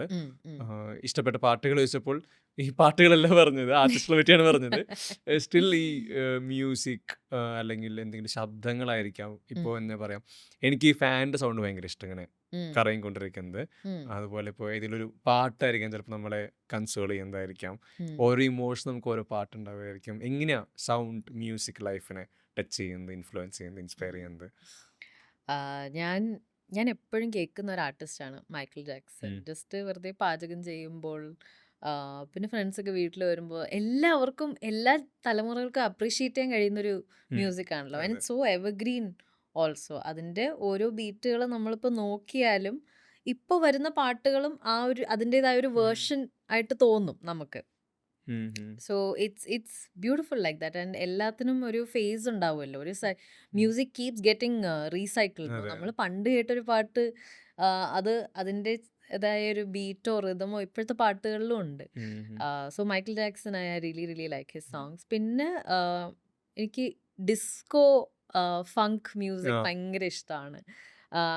അത് ആ ഒരു ജോണറിൽ ഇപ്പോൾ ഇറങ്ങിയ ഒരു ആർട്ടിസ്റ്റാണ് ഡുവ ലീപ്പ. അവരുടെ ഒരു ഫ്യൂച്ചർ നോസ്റ്റാൾജിയ എന്നൊരു ആൽബം ഉണ്ട്.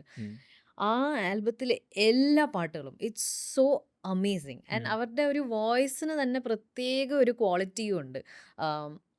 പണ്ട് ഫീമെയിൽ സിംഗേഴ്സിൻ്റെ വോയിസ്, പണ്ടെന്ന് പറഞ്ഞാൽ ഒരു 30-40 വർഷം മുമ്പ് ഭയങ്കര ഹൈ പിച്ച്ഡ് ആയിട്ടുള്ള വോയിസസ് ആണല്ലോ നമ്മളെപ്പോഴും നമ്മുടെ ഇമാജിനേഷനിൽ എപ്പോഴും ഉള്ളത്. പക്ഷേ കുറച്ചുകൂടെ ഹസ്കി ആയിട്ടുള്ള വോയിസസ് വന്നു തുടങ്ങിയത് ഈ ഇടയ്ക്കാണ്. അപ്പോൾ എനിക്ക് ഇവരുടെ വോയിസ് ഭയങ്കര ഇഷ്ടമാണ്. And she's amazing performer. ലൈവൊക്കെ കാണണം എന്ന് നല്ല ആഗ്രഹമുണ്ട്. അവർ കുറച്ച് നാൾ മുമ്പ് ഇന്ത്യയിൽ വന്നിരുന്നു, പക്ഷെ ആ സമയത്ത് അവരത്ര ലൈക്ക് ഇന്ത്യയിൽ അവരത്ര ഫേമസ് അല്ലായിരുന്നു. She was just starting out her career. She's fantastic. ആ ഒരു ഹസ്കി ക്വാളിറ്റിനെ കുറിച്ച് സംസാരിക്കുകയാണെങ്കിൽ എനിക്ക് ശില്പ റാവുടെ വോയിസും ഭയങ്കര ഇഷ്ടമാണ്. ലൂട്ടേറ ഫിലിമിലെ ഒരു മൻമർസിയ എന്നൊരു പാട്ടുണ്ട്. Oh my god, it's such a beautiful song. അവരുടെ വോയിസ് ഇത്രയും സ്ലോ ആയിട്ടുള്ള പാട്ടുകളും ഫാസ്റ്റ് നമ്പേഴ്സിനും ഇറ്റ്സ് റിയലി ഗുഡ്. ഇപ്പോ വാറിൽ ഇറങ്ങിയ ഒരു ഘുങ്ക്രു പാട്ട് dance number it's so good. I like her voice. പിന്നെ ദീപക് ദേവും പറഞ്ഞിരുന്നു. യെസ് പുള്ളി മദർ ജെയിനിലുള്ളപ്പോഴും ഞാൻ ആ പാട്ടൊക്കെ കേൾക്കുമായിരുന്നു. My seniors had introduce that music to me. അപ്പോൾ എനിക്ക് ഏറ്റവും ഇഷ്ടപ്പെട്ട ഒരു ആൽബം എന്ന് പറയുകയാണെങ്കിൽ ക്രോണിക് ബാച്ചിലർ, പിന്നെ Honey Bee and Urumi Urmi of course. പിന്നെ ബ്രോ ഡാഡിയിലെ Bro പാട്ടുകൾ Daddy, ആ. ഭയങ്കര ഇഷ്ടമാണ്. നല്ല ഉം. രസമായിരുന്നു. എനിക്ക് I think he's under rated. I believe so. എനിക്കും തോന്നിയിട്ടുണ്ട്. ആ കാരണം എനിക്കൊന്ന് ക്രോണിക് ബാച്ചിൽ വരുന്ന സമയത്തേക്ക് ഒരു റെവല്യൂഷൻ പോലെയായിരുന്നല്ലോ. സൗണ്ടിങ് മൊത്തം മാറ്റി പുള്ളി. നമ്മൾ അത്ര നാൾ കേട്ട് പരിചയിച്ച ഒരു തരത്തിലുള്ള ഉം. ഫ്ലേവറും ഇല്ലായിരുന്നു അതെ. ആ പാട്ടുകൾക്കൊന്നും. ആക്ച്വലി ഇറ്റ്സ് ഒരു ഹിപ്പ് ഹോപ്പ് സോങ്ങിന്റെ ബാക്കിംഗ് ട്രാക്ക് പോലെയാണ് ആ, എനിക്കതിനെ ആ, ആ. എനിക്കങ്ങനെ തോന്നിയിട്ടുണ്ട്. സോ ഉം. That way it was revolutionary. പാട്ട് പാടോ? ആ എന്നാ രണ്ടുപേര് ഇവിടെ വേണ്ട. പാട്ട് പാടുന്നത് ഞാൻ എനിക്ക് എൻ്റെ ഫ്രണ്ട്സിൻ്റെ കൂടെ പാട്ട് പാടുന്നത് കരോക്കെയൊക്കെ പോകുന്നത് ഭയങ്കര ഇഷ്ടമാണ്. അത് ബാംഗ്ലൂരും ചെന്നൈയിലുള്ള സമയത്ത് ഞാൻ പോവുമായിരുന്നു. ആൻഡ് ആക്ച്വലി കൊച്ചിയിലും കുറച്ച് കരോക്കെ പ്ലേസസ് വരേണ്ട നല്ല ആവശ്യമുണ്ട്. ഇവിടെ കുറേ ടാലൻറ്റഡ് എന്റെ ആയിട്ടുള്ള പാട്ട് കേൾക്കാൻ. എൻ്റെ പാട്ട് കേൾക്കാനല്ല. But it's such a fun അതെ ആക്ടിവിറ്റി അതെ. നമ്മളെപ്പോഴും എന്താണ് നമ്മുടെ ഓരോ ആക്ടിവിറ്റീസിനെ മോണിറ്റൈസ് ചെയ്യാനാണ് നോക്കുന്നത്. പക്ഷേ എനിക്ക് വെറുതെ ചുമ്മാ ഒരു ഹോബി ഏറ്റെടുക്കുന്നത് ഭയങ്കര ഇഷ്ടമാണ്. അതിലെനിക്ക് എന്താണ് ഞാൻ എപ്പോഴും ഈ ടോപ്പ് ലെവലിൽ നിൽക്കണം എന്നില്ല. ഇപ്പോൾ ചിലപ്പോൾ സോഷ്യൽ മീഡിയ കാരണം പലരും അവരാ തോട്ടിലേക്ക് പോവുമായിരിക്കും. ലൈക്ക് ഒരു ഹോബി എടുത്താലും ഒരു പരിപാടി ചെയ്യുകയാണെങ്കിലും അതിൽ എക്സൽ ചെയ്യണം എന്നുള്ളൊരു പ്രഷർ ഉണ്ടാവുമല്ലോ. പക്ഷേ ഐ തിങ്ക് നമുക്ക് ജസ്റ്റ് വെറുതെ ചെയ്യാം, എൻജോയ് ചെയ്യാൻ കഴിയുന്നുള്ള. ഇൻഹിബിഷൻ ഒന്നും ഇല്ലാതെ. അതെ അതെ. ഉം. ഒരു എന്താണ് നല്ല ഫ്രീ ആയിട്ട് നമുക്ക് ചെയ്യാൻ പറ്റുന്ന കുറേ ഉം. നല്ല ഫ്രീഡം ഉള്ള ആക്ടിവിറ്റീസ് കരോക്കെ, പിന്നെ ഉം. പോട്ടറി. ഉം. ആ പക്ഷേ കൊച്ചിയിൽ പോട്ടറി ഡേറ്റുകൾ യെസ് ട്രെൻഡിങ് ആയി വരുന്നുണ്ട്. Yes yes. എനിക്ക് തോന്നുന്നു ഈ തിയേറ്റർ ഹിറ്റ് ചെയ്യുന്ന മൊമെന്റ് കൊണ്ട് അറിഞ്ഞാൽ കൊള്ളാമെന്നുണ്ട്. അതായത് തിയേറ്റർ ഈ പറഞ്ഞ പെർഫോമൻസ് ആണല്ലോ. നമ്മളിപ്പോൾ ഒരു രണ്ടുപേരിരുന്ന് സംസാരിക്കുന്ന പോലെയല്ല ഒരു സ്റ്റേജ് പെർഫോം ചെയ്യുമ്പോഴത്തേക്കും ഇത്രയും ആളുകൾ കാണാനുണ്ട്, ഇവരിലോട്ട് ഇമോഷൻ കണക്ട് ചെയ്യണം, അവിടെ വലിയൊരു റോളുണ്ട്, റെസ്പോൺസിബിലിറ്റി ഉണ്ട്. സ്റ്റേജിൽ ആയിരിക്കുന്ന സമയത്തേക്ക് തിയേറ്റർ ജേണിയുടെ ഒരു തുടക്കവും സ്റ്റിൽ അതിൽ ചെറിഷ് ചെയ്യുന്ന കാര്യം എന്താണെന്ന് പറയാമോ? ഞാൻ തിയേറ്റർ ചെയ്യുന്ന സമയത്ത് ചെന്നൈയിലായിരുന്നു. 2012-19 വരെയാണ് ഞാൻ അവിടെ തിയേറ്റർ ചെയ്തിരുന്നത്. അപ്പോൾ കൂടുതലും കണ്ടംപററി ഇംഗ്ലീഷ് തിയേറ്ററാണ് അവിടെ ചെയ്തത്. അവിടെ that is one thing I noticed about Chennai. അവിടെ തമിഴ് ഭാഷയ്ക്ക് എല്ലാവർക്കും എന്താണ് ഭയങ്കര തമിഴിനോട് പ്രൈഡും എല്ലാ അഭിമാനവും ഒക്കെ ഉണ്ടെങ്കിലും തമിഴ് നാടകങ്ങൾ വളരെ കുറവാണ് അവിടെ. ഞാൻ അവിടെ ഉള്ള ഒരു 7 വർഷത്തിൽ 3 തമിഴ് നാടകങ്ങൾ മാത്രമാണ് കണ്ടത്. സോ ദാറ്റ് ഈസ് അത് കുറച്ച് ഇൻട്രസ്റ്റിംഗ് ആയിട്ട് തോന്നിയിരുന്നു. പെർഫോം ചെയ്തിരുന്നോ? ഞാൻ തമിഴിൽ പെർഫോം ആ ചെയ്തിട്ടില്ല. ഓക്കെ. 3 വേറെ പെർഫോമൻസസ് തമിഴിൽ കണ്ടു. 3 മാത്രമേ ഞാൻ കണ്ടിട്ടുള്ളൂ. അപ്പോൾ that something I found very very interesting. അവിടെ കൂടുതലും ഈ വിക്ടോറിയൻ എറയിൽ ആ നടന്ന കുറേ നാടകങ്ങൾ, അഗാത്ത ക്രിസ്റ്റി. Yes yes. എനിക്ക് തിയേറ്ററിൽ ഞാൻ ആദ്യം ചെയ്തു തുടങ്ങിയത് ഓഫ് കോഴ്സ് ഇംഗ്ലീഷിലായിരുന്നു. പിന്നെ കുറച്ചുകൂടെ ട്രാൻസ്ലേറ്റഡ് വർക്ക്സ് വായിച്ചു തുടങ്ങിയപ്പോഴാണ് നമ്മുടെ കൾച്ചറിൽ ഇത്രയും ഡൈവേഴ്സിറ്റി അത്രയും ഡൈവേഴ്സിറ്റി ഞാൻ മനസ്സിലാക്കി തുടങ്ങിയത്. ഒരു എല്ലാം ആർട്ടിസ്റ്റിനും അവരുടേതായ ഒരു വോയിസ് ഉണ്ടല്ലോ. ആ ഒരു നല്ല ക്ലാരിറ്റി, ലൈക്ക് ആ ഉറച്ച് നിലപാടിൽ നിൽക്കുന്ന വോയിസസ് കുറേ ഇന്ത്യൻ പ്ലേസിലുണ്ടായിരുന്നു. അത് മോഹൻ രാകേഷ് ആയാലും മഹേഷ് എൽക്കൻഷ്വർ, പേരെന്താണെന്നറിയാം, മഞ്ജുള പത്മനാഭൻ, അവർ കുറച്ചുകൂടെ കണ്ടംപററി ആയിട്ടുള്ള റൈറ്ററാണ്. Girish Karnad of course. ഇവരുടെയൊക്കെ കുറേ പെർഫോമൻസസ് ലൈക്ക് വേറെ തിയേറ്റർ ഗ്രൂപ്പ്സ് ഒക്കെ ചെയ്യുന്നത് കണ്ടിട്ടുണ്ട്. ആൻഡ് അത് റീഇമാജിൻ ചെയ്യുന്ന വേറൊരു രീതിയിലും കണ്ടിട്ടുണ്ട്. ലൈക്ക് പഴയ ഒരു കഥയുടെ ഇത് സ്ട്രക്ചർ മോഡേൺ ആയിട്ടുള്ളൊരു സെറ്റിങ്ങിൽ അഡാപ്റ്റ് ചെയ്ത് ചെയ്യുന്നതും അതൊക്കെ ആ ഒരു നല്ല പോസിബിലിറ്റി ഒക്കെ കാണുന്ന നമുക്കും ലൈക്ക് നമ്മൾ ഭയങ്കര ഇൻസ്പയർഡ് ആവും അതൊക്കെ കാണുമ്പോൾ.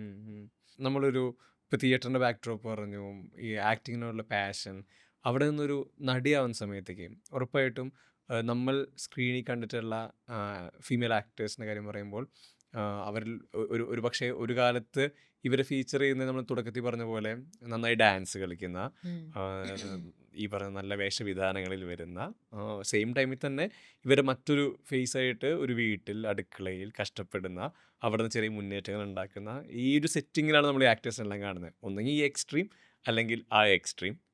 അവിടെ നിന്ന് സിനിമ മാറുന്നുണ്ട്. ഉം. ഈ പറയുന്ന 2012 സംഭവിക്കുന്ന മലയാള സിനിമയുടെ ഒരു ന്യൂ വേവ് സംഭവിക്കുന്നു. സോൾട്ട് പേപ്പർ മുതൽ ഇങ്ങോട്ടേക്ക് ട്രാഫിക് വരുന്നു, ചാപ്പാകുരിശ് വരുന്നു. ഉം. അവിടെ ഈ കുറേ ടെംപ്ലേറ്റുകളൊന്നുമില്ല. ഉം. നിങ്ങളൊരു പെർഫോമർ ആണോ, നിങ്ങൾക്ക് പറ്റിയ റോളുകളുണ്ടോ, ക്യാരക്ടേഴ്സ് ഉണ്ടോ, അവിടെ നിങ്ങൾക്കൊരു സ്പേസ് ഉണ്ടെന്നുള്ളത്. ഇപ്പോൾ ഉള്ളൊരു സ്പേസ് അത് നഷ്ടപ്പെടുമെന്ന് തോന്നിയിട്ടുണ്ടോ എപ്പോഴെങ്കിലും? ബാക്ക് ടു ടെംപ്ലേറ്റുകളിലോട്ട്, ഈ പറഞ്ഞ അച്ചിൽ വാർത്ത ക്യാരക്ടേഴ്സിലോട്ട്, അങ്ങനത്തെ ഒരു തിരിച്ചുപോക്കിന് എപ്പോഴെങ്കിലും കുറിച്ച് അതിനെക്കുറിച്ച് ചിന്തിച്ചിട്ടുണ്ടോ? അങ്ങനെ ഒരു പോക്ക് പോയി കഴിഞ്ഞാൽ ഇനി ഇതിലോട്ട് അച്ചീവ് ചെയ്യുക എന്നുള്ളത് നെക്സ്റ്റ് റെവല്യൂഷൻ ആണല്ലോ, അടുത്തൊരു 10 വർഷത്തെ പണിയാണല്ലോ. ഒരു ടെംപ്ലേറ്റ് ആയിട്ടുള്ള ക്യാരക്ടർ വന്നാലും അതിനെ എങ്ങനെ എൻ്റെതായ രീതിയിൽ വ്യത്യസ്തമാക്കാൻ കഴിയും, ഉം. ആ ഒരു ചാലഞ്ച് ഞാൻ ഏറ്റെടുത്ത് നോക്കും. ഉം. അതും കഴിഞ്ഞില്ലെങ്കിൽ ഓഫ് കോഴ്സ് പിന്നെ നമുക്കൊരു സ്ക്രിപ്റ്റ് കിട്ടുമ്പോൾ തന്നെ അതിൽ കുറേ ലിമിറ്റേഷൻസ് ഉണ്ടാവുമല്ലോ. ഉം. പക്ഷെ ആ ലിമിറ്റേഷൻസിനുള്ളിൽ തന്നെ നമുക്ക് എങ്ങനെ മാക്സിമം ക്രിയേറ്റീവ്ലി ചെയ്യാൻ കഴിയും ഉം. എന്നത് കാര്യം ഞാൻ ചോദിക്കും. അല്ലെങ്കിൽ അതൊന്നും നടന്നില്ലെങ്കിൽ പിന്നെ ഞാൻ തന്നെ എന്തെങ്കിലും എഴുതി എഴുതി ഞാൻ ചെയ്യും. തന്നെ അഭിനയിച്ച് സൂപ്പറാക്കും. ഉം. ഉം. ഉം. ഉം. പക്ഷെ അതാണല്ലോ കുറച്ചുകൂടെ സസ്റ്റൈനബിൾ ആയിട്ടുള്ള അതെ, കാര്യം. അതെ. അതാണ് കുറേ ആക്ടേഴ്സ് ഇപ്പോൾ പ്രൊഡക്ഷനിലേക്കും കയറുന്നത്. അവർ സത്യം. റൈറ്റേഴ്സിനെ ഫണ്ട് ചെയ്യുന്നുണ്ട്, റൈറ്റിംഗ് റൂംസ് ഉം. അതുപോലത്തെ പ്രോഗ്രാമും ഉണ്ട്, ഉണ്ട്, ഉണ്ട്. പരിപാടികളൊക്കെ നടത്തുന്നത് നല്ലതാണ്. എനിക്ക് റീസ് വിത്ത് സ്പൂൺ ആ. അവർ ചെയ്ത ബുക്ക് ക്ലബ്, ആ ആ, ബുക്ക് yes. ക്ലബിൽ നിന്നുണ്ടായ പ്രൊഡക്ഷൻ ഹൗസും അവർ ഫണ്ട് ചെയ്തിട്ടുള്ള ഓരോ ഉം. കഥകളും സ്റ്റോറീസും ഇറ്റ്സ് അമേസിങ്. സത്യം. അവർ വളരെ ക്വയറ്റായിട്ട് എല്ലാം മറ്റേ ഈ ഫെയിമും പ്രസിദ്ധിയിൽ ഉം. നിന്നും മാറി നിന്ന് വളരെ ക്വയറ്റ്ലി ആണ് ഇതെല്ലാം അതെ, അതെ. ചെയ്തെടുത്തത്. And now she sold that company. Um. And വളരെ വളരെ പ്രോഫിറ്റബിൾ സത്യം. ആയിട്ടുള്ള ഒരു ഉം. ബിസിനസ് ആണ് ശരിക്കും. It's amazing. ഇറ്റ്സ് ക്വൈറ്റ് ഉം. Inspiring actually. അതെ, ഈ പറഞ്ഞ ആർട്ടിന് വേണ്ടി ഇത്ര ആൾക്കാർ ഒരുമിച്ച് വന്ന് കമ്മ്യൂണിറ്റി തന്നെ ബിൽഡ് ചെയ്തെടുത്തല്ലോ അതെ. അവിടെ നിന്ന്. സിനിമകളുടെ കാര്യത്തിൽ എപ്പോഴും നമ്മൾ ഈ നേരത്തെ റെലവൻ്റ് ആയിരിക്കുക, പുതിയ സിനിമകൾ ഏതെന്നുള്ള ചോദ്യങ്ങൾ എപ്പോഴും ഒരാൾ ഫേസ് ചെയ്തുകൊണ്ടിരിക്കുമല്ലോ. ഈ ഉം. അടുത്ത സിനിമ ഏതാണ്, ഇപ്പോൾ ഷൂട്ട് നടക്കുന്നത്. അപ്പം ഞാൻ തന്നെ ആദ്യം വന്നപ്പോൾ ചോദിച്ചത് അടുത്ത് ഇപ്പം എന്തെങ്കിലും ഷൂട്ട് നടക്കുന്നുണ്ടോ എന്നുള്ളതാണ്. ഈ അത്തരത്തിൽ കണക്ട് ചെയ്ത് പറയുകയാണെങ്കിൽ പാട്രിയറ്റ് പ്രധാനപ്പെട്ട സിനിമയാണ് വരുന്നതിൽ. Yes. സലീം അഹമ്മദ് മൂവി ഉണ്ടായിരുന്നു അതെ. അർജുൻ അദായസിനൊപ്പം. എന്താ പുതിയ പിന്നെ സിനിമ? അതിരടിയിലുണ്ട്. അതിരടിയിലുണ്ട്. യെസ്. 3 പടങ്ങളും ഉം. 3 വേറെ സോണിൽ ഉം. നിൽക്കണ പടങ്ങളാണ്. ആം, എനിക്ക് തോന്നുന്നു ഓരോ ഇത്രയും വേരീഡ് ആയിട്ടുള്ള സിനിമകൾ ഞാൻ ഇതുവരെ ഉം. ചെയ്തിട്ടില്ല. And almost like at the same time shoot ചെയ്ത ഉം. പടങ്ങളാണ് ഇതും ഈ 3. അപ്പോൾ ഇതിൽ നിന്നും ഒരു ക്യാരക്ടറിൽ നിന്നും വേറെ കഥാപാത്രത്തിലേക്ക് സ്വിച്ച് ഉം. ചെയ്യാനും കുറച്ച് ചലഞ്ചിങ് ആയിട്ട് എനിക്ക് തോന്നിയിരുന്നു. ഉം. ആം, പക്ഷെ ഞാൻ എന്നെ കുറച്ചുകൂടെ നല്ല രീതിയിൽ മനസ്സിലാക്കിയിരുന്നത് ഈ സമയത്താണ്. ഉം. ലൈക്ക് എന്നെ കൊണ്ട് ഇത്രയൊക്കെ പറ്റൂ എന്ന് ആ. മനസ്സിലാക്കിയത് ഈ ഇടയ്ക്കാണ്. ഉം. ആൻഡ് അങ്ങനെ നോക്കുമ്പോഴും പിന്നെ ലൈക്ക് അത് നമ്മളൊരു ഭയങ്കര സ്കെയിലുള്ള ഒരു പ്രോജക്റ്റിലേക്ക് കയറുമ്പോൾ ഉം. അതിൽ മാത്രമല്ല ഏത് സിനിമയായാലും നമ്മൾ ഉം. ആ ഫിലിം മേക്കറിന്റെ വിഷനിലേക്ക് ഫുള്ളി കയറുകയാണ്. ഉം. ആം, അല്ലാതെ എനിക്കിതിൽ നിന്ന് എന്ത് നേട്ടം ഉം. ഉണ്ടാവും, എനിക്ക് എന്ത് ഇതിൽ നിന്നും ഗെയിൻ ചെയ്യാൻ കഴിയും എന്നുള്ള ഉം. ആ ഒരു തോട്ടിൽ നിന്നും അപ്രോച്ച് ചെയ്യാതെ എനിക്ക് എന്ത് ഇതിൽ നിന്ന് പഠിക്കാൻ പറ്റും ഉം. എന്നെക്കുറിച്ച്. യെസ്. അത് ചിലപ്പോൾ അത് നമ്മളെ പറ്റിയായിരിക്കാം, ചിലപ്പോൾ അത് ഫിലിം മേക്കിംഗ് ടെക്നിക്കലായിട്ടുള്ള കാര്യങ്ങളെ ഉം. പറ്റിയായിരിക്കാം. ആ കാര്യത്തിലാണെങ്കിൽ എനിക്ക് ഉം. അർജുൻ ചെയ്യുന്ന as an actor also is very very interesting. ഉം. എന്താണ് യൂഷ്വലി ഞാൻ ഒരു സീനിനെ അപ്രോച്ച് ചെയ്യുമ്പോൾ ജസ്റ്റ് പെർഫോമൻസ് ഉം. അത് മാത്രമാണ് ഞാൻ നോക്കുന്നത്. പെർഫോമൻസ് ഉള്ളപ്പോൾ കൊറിയോഗ്രാഫി ഓരോ മാർക്സ് ഉണ്ടാവും, ഉം. അതെല്ലാം ഹിറ്റ് ചെയ്യണം, ചിലപ്പോൾ ലൈറ്റ് അത് എല്ലാം നോക്കണം. ഉം. പക്ഷെ അതിലപ്പുറമാണ് അർജുൻ പോവാൻ ഉം. നോക്കുന്നത്. ടെക്നിക്കലി ആയിട്ടുള്ള കാര്യങ്ങളെ കുറിച്ച് പഠിച്ചാൽ ഉം. ആ ഒരു എക്സ്പ്ലോറേഷനിൽ തന്നെ നമുക്ക് ക്രിയേറ്റീവ് ആയിട്ടുള്ള കാര്യങ്ങളും അതെ. പരിപാടികളും സൊല്യൂഷൻസും കിട്ടും എന്ന ഒരു തോട്ട് ആദ്യം കാണുന്നത് ഞാൻ അർജുൻ ഉം. വഴിയാണ്. ഉം. അപ്പോൾ അത് കുറച്ച് ഇൻട്രസ്റ്റിംഗ് ആയിട്ട് അതെ. തോന്നി. ഈ പാട്രിയറ്റ് വന്നു കഴിഞ്ഞാൽ എനിക്ക് തോന്നുന്നു മലയാളത്തിലൊരു മാഗ്നം ഓപ്പസ് പോലെ എല്ലാവരും ഭയങ്കര എക്സൈറ്റഡ് ആയിരിക്കുന്ന, അതെ ഇത്ര ആക്ടേഴ്സ് ഒരുമിച്ച് വരുന്ന അതെ ഒരു സ്ക്രീൻ മൊമെന്റ് കൂടിയാണല്ലോ. അതെ യെസ്. സ്പോയിലേഴ്സ് ഇല്ലാതെ എന്താ പറയാൻ പറ്റുന്നത്? അത് മഹേഷേട്ടൻ ഇതിന്റെ ഓഡിഷന് വിളിച്ചപ്പോഴും ഉം. ഞാൻ ഭയങ്കര ഹാപ്പി ആയിരുന്നു. ഉം. പുള്ളി ആട്ടം കണ്ടിട്ട് എന്നെ മെസ്സേജ് ചെയ്തിരുന്നു. ഉം. സോ എനിക്കെപ്പോഴും കൂടെ വർക്ക് ചെയ്യണമെന്ന് ആഗ്രഹമുള്ളൊരു ഡയറക്ടറായിരുന്നു. ഉം. ആൻഡ് വർക്ക് ചെയ്യാൻ കിട്ടി. So I am very very very grateful for that. And audition സമയത്ത് പോലും ഭയങ്കര ഡീറ്റെയിൽഡ് ആയിട്ടാണ് എല്ലാം ചെയ്യുന്നത്.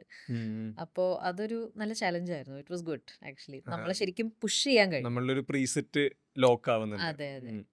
സെറിനായിരിക്കുന്ന ഇൻഡസ്ട്രി, മലയാളം സിനിമ ഇൻഡസ്ട്രി, ഇൻഡസ്ട്രിയുടെ ഈ മാറ്റങ്ങളെ പറ്റിയൊക്കെ പറയുന്ന സമയത്തേക്ക് നമ്മൾ ഭയങ്കര പ്രൗഡായിരിക്കുന്ന ഒരു ഫേസും കൂടെ ഞാൻ തോന്നിയിട്ടുണ്ട്. ഈ ഫീമെയിൽ സെൻട്രിക് സിനിമകൾ ഒരുപാട് നാളായിട്ട് വരുന്നുണ്ട്. അതിൽ തന്നെ ആർട്ടും സംഭവിക്കുന്നു. നാഷണൽ അവാർഡ് വരെയുള്ള അതിൻ്റെ ജേണി, അല്ലെങ്കിൽ ഉള്ളൊഴുക്ക് സംഭവിക്കുന്നുണ്ട്. ലോക പോലൊരു സിനിമ കമേഴ്ഷ്യലി വലിയ രീതിയിൽ ഇൻഡസ്ട്രി ഹിറ്റായി മാറുന്നു. ഇത് ശരിക്കും ഒരു ഹോപ്പും കൂടെയാണല്ലോ. അതെ. അതായത് ഈ പറഞ്ഞ ഓപ്ഷൻസും ഉണ്ട്. ഒരു ഫീമെയിൽ കഥാപാത്രത്തിനെ പ്രധാന കഥാപാത്രമാക്കി നിങ്ങളൊരു സ്ക്രിപ്റ്റ് എഴുതുമ്പോൾ നിങ്ങൾക്കൊരു ഫോർമാറ്റിൽ എഴുതേണ്ട ആവശ്യമില്ല. നിങ്ങൾക്കൊരു മൾട്ടിപ്പിൾ ഓപ്ഷൻസ് ഉണ്ട്, പെർഫോമേഴ്സ് ഉണ്ട്. ശരിക്ക് ഈ പറഞ്ഞ അത് കുറച്ചും കൂടെ ഇൻഡസ്ട്രി ബൂസ്റ്റ് ചെയ്യേണ്ടതായിട്ടോ, അല്ലെങ്കിൽ അത്തരം സിനിമകൾ കുറച്ചും കൂടി ഇൻഡസ്ട്രിയുടെ പാർട്ട് ആവേണ്ടതായിട്ടോ, ഒപ്പം തന്നെ ഇതിൽ ഭയങ്കര പ്രൗഡായിട്ടുള്ള ആക്ടറാണോ? ഞാൻ പ്രൗഡാണ്. ഞാൻ ബോംബെ നിന്ന് മാറിയത് തന്നെ ഈ കാരണം കൊണ്ടാണ്. ഒരു പോയിന്റ് കഴിഞ്ഞപ്പോൾ അവിടുന്ന് വരുന്നതെല്ലാം ടെംപ്ലേറ്റ് കഥാപാത്രങ്ങളായിരുന്നു. എല്ലാത്തിലും ഒരു സൗത്ത് ഇന്ത്യൻ മാനറിസം കൊണ്ടുവരണം എന്ന ഓഡിഷനിൽ തന്നെ കേട്ട് തുടങ്ങിയപ്പോൾ എനിക്ക് മനസ്സിലായി എങ്ങോട്ടാണ് ഈ പരിപാടി പോകുന്നതെന്ന് മനസ്സിലായി. അപ്പം തന്നെ ഞാൻ എടുത്ത തീരുമാനമാണ് നമുക്ക് നാട്ടിലേക്ക് പോവാം. അവിടുത്തെ സിനിമ അവിടെ എന്തായാലും മലയാളം സിനിമയിൽ വർക്ക് ചെയ്യണമെന്നായിരുന്നു എൻ്റെ എൻഡ് ഗോൾ. അപ്പോൾ അതിപ്പോൾ തന്നെ ചെയ്തേക്കാം എന്ന് വിചാരിച്ചാണ് ഞാൻ ഇങ്ങോട്ട് വന്നത്.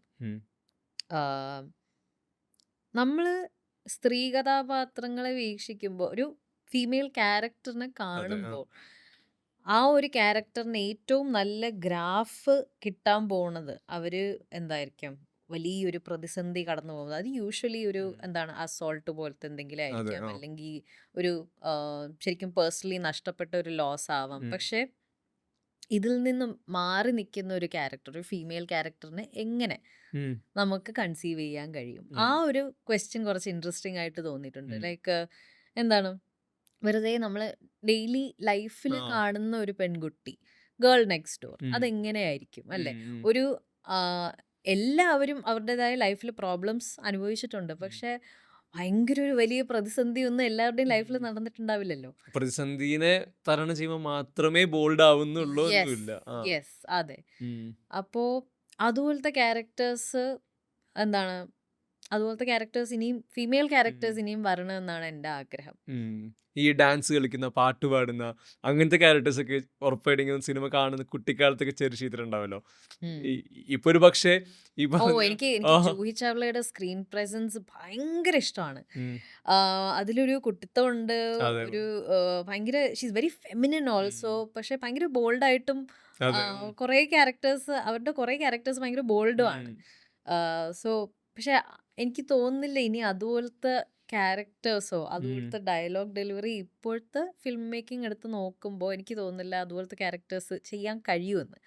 അല്ലെങ്കിൽ അത്രയ്ക്കും കൺവിക്ഷൻ ഉള്ള ഒരു പെർഫോമറിന് വേണം. എനിക്ക് അവരുടെ സ്ക്രീൻ പ്രസൻസ് ഭയങ്കര ഇഷ്ടമാണ്. ഇൻഫ്ലുവൻസ് ചെയ്തിട്ടുള്ള ആക്ടേഴ്സ്, ഇൻസ്പയർ ചെയ്തിട്ടുള്ള ആക്ടേഴ്സ് അങ്ങനെ വലിയ ലിസ്റ്റ് ഉണ്ടാവും എന്നറിയാം. എങ്കിലും ആദ്യം മനസ്സിലേക്ക് വരുന്ന കുറച്ച് ആളുകൾ ആരായിരിക്കും? ഉർവശി ചേച്ചി, മഞ്ജു ചേച്ചി, ഇവരുടെ സിനിമകളൊക്കെയാണ് നമ്മളെ കണ്ട് വളർന്നത്. പിന്നെ ഡിംപിൾ കപ്പാഡിയ. തമിഴില് എനിക്ക് നന്ദിത ദാസിന്റെ പെർഫോമൻസസും ഭയങ്കര ഇഷ്ടമാണ്. അവരിപ്പോ വർക്ക് ചെയ്തിട്ട് കുറെ ആയി. പക്ഷെ കണ്ണത്തിൽ മുത്തമിട്ടാലിലെ ഇറ്റ്സ് ഭയങ്കര ട്രാജഡി ഉള്ള ഒരു കഥയാണ്. പക്ഷെ എനിക്ക് കാണാനും ഭയങ്കര ഇഷ്ടമാണത്.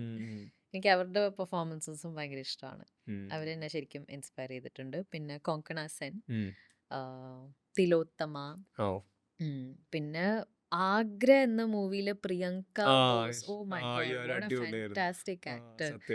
അവര് ആഗ്രയിൽ ചെയ്തു വെച്ചിരിക്കുന്നതും ലയൺ എന്ന സിനിമയിലും ചെയ്തിരിക്കുന്നതും, മൈ ഗോഡ്, എനിക്ക് വിശ്വസിക്കാൻ കഴിയില്ല ഇത്. അതെ അതെ, സെയിം ആക്ടർ തന്നെയാണ് ഈ രണ്ട് റോൾസും ചെയ്തിരിക്കുന്നത്. So I find that very very interesting. It's amazing. ഈ സിനിമ വ്യൂവിംഗ് എന്നുള്ളത് കൂടെ ഉണ്ടല്ലോ, അതൊരു പ്രേക്ഷകയായിട്ടായിരിക്കും ഉറപ്പായിട്ടും അവിടെ കാണുന്നത്. നേരത്തെ പറഞ്ഞ പോലെ കീറി മുറിച്ചല്ല, ഇതിലെ കുറ്റം കണ്ടുപിടിക്കാനും അല്ലല്ലോ കാണുന്നത്. എന്റർടൈൻമെന്റ് അല്ലെങ്കിൽ എൻജോയ്മെന്റ്, ഞാൻ കൂടുതലും എന്റർടൈൻമെന്റും എൻജോയ്മെന്റിനും വേണ്ടിയാണ് കാണുന്നത്. അല്ലാതെ അതിലുപരി എനിക്കത് അത്രയും സീരിയസ് ആയിട്ട് എടുക്കാനും കഴിയില്ല. ഞാനിപ്പോൾ ആ മോഡിലാണ് പോകുന്നത്. ഇപ്പോൾ ആ മോഡ് എനിക്ക് വർക്ക് ആവുന്നുണ്ട്. മേ ബി അത് മാറായിരിക്കാം. സിനിമ ചർച്ചകളോ ശരിക്കും ഇപ്പോൾ ഒരു പോസ്റ്റ് വ്യൂവിംഗ് ഒക്കെ ആയിട്ട് ഫ്രണ്ട്സിന്റെ ഇടയിലൊക്കെ ആയിട്ട് ചെയ്യാറുണ്ട്. അത് നല്ലതാണ്. അത് എന്താണ് ഓരോ സിനിമയിലും ചെയ്തു വെച്ചിരിക്കുന്ന സിനിമറ്റോഗ്രഫി, അതിന്റെ വിഷ്വൽസും, അത് കാരണം നമ്മൾ എക്സ്പീരിയൻസ് ചെയ്ത ഓരോ ഇമോഷണൽ ചേഞ്ചസ്, അതൊക്കെ നല്ല രസമാണ് എന്നെ കുറിച്ചൊക്കെ ഡിസ്കസ് ചെയ്യാൻ. ഇത് നമ്മൾ തുടക്കത്തിൽ പറഞ്ഞല്ലോ, എനിക്ക് തോന്നിയ കാര്യം പറഞ്ഞു. ഈ പറഞ്ഞ സെറിൻ്റെ ഒരു ബാല്യത്തിലൂടെയാണ് പോകുന്നത് ഈ അഭിനേത്രി എന്ന നിലയിലുള്ളത്. ഇതിൻ്റെ ലോങ് ജേണി വെയിറ്റിംഗ് ആണ്. സെറിൻ്റെ ഈ പറഞ്ഞൊരു കരിയറിനെ കുറിച്ചുള്ള സെറിൻ്റെ ഒരു വിഷൻ, അല്ലെങ്കിൽ ഈ ഒരു ലോങ് ജേണിയെ ഇനി എങ്ങനെ ആയിരിക്കണം, അങ്ങനെ ഒരു വിഷൻ ഉണ്ടോ, അതോ പ്ലാനുകളൊന്നുമില്ലാതെ സംഭവിക്കാനുള്ളതെല്ലാം സംഭവിക്കട്ടെ എന്നുള്ള ഇതിൽ പോകുന്നതാണ്? സെറിനെ എങ്ങനെയാ ഈ ജേണിയെ കാണുന്നത്?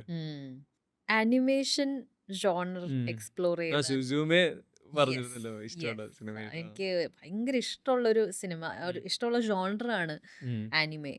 It's quite underrated also. അത് മിയാസാക്കി, മക്കോട്ടോ ഷിൻകായ്, പിന്നെ മറ്റേ പണ്ട് ആനിമാക്സില് കുറേ ആനിമേ ഷോസ് ഇരുന്ന് ഞാൻ കാണുമായിരുന്നു. ആനിമയും ഹോളിവുഡ് ലെവലിലെ ആനിമേഷനും തമ്മിൽ നല്ല വ്യത്യാസം ഉണ്ടല്ലോ.